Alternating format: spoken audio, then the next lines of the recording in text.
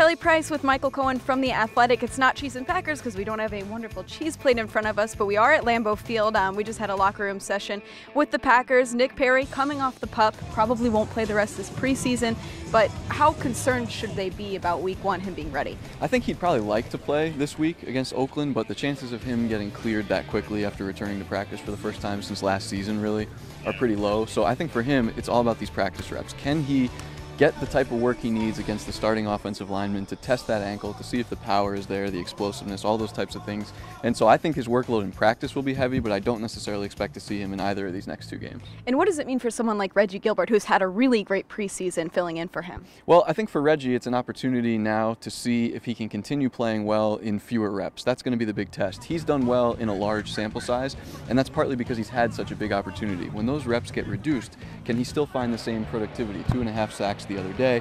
He's getting pressure on quarterbacks. He's chasing guys down. If he can do that in a smaller sample size, then that's more indicative of the type of workload he'll have once the regular season starts.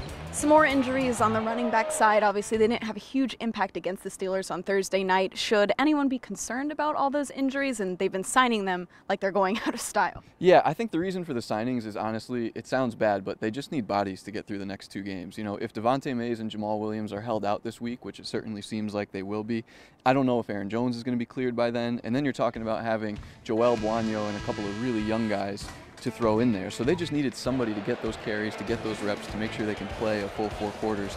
I don't think people need to be concerned about the severity of the actual injuries.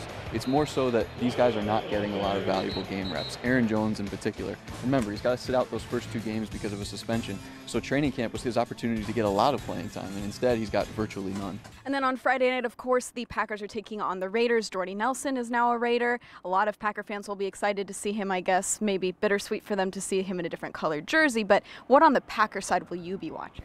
I'm interested to get another look at Jair Alexander. This is their first-round pick that played about 10 snaps the other night, his first action of the preseason after dealing with a little bit of a groin injury. So I'm eager to see more of him and see how he matches up against a better receiving core than what he faced last week. And of course, that game will be on NBC 26, your official Packer station, at 9:30 on Friday. For Michael Cohen, I'm Kelly Price.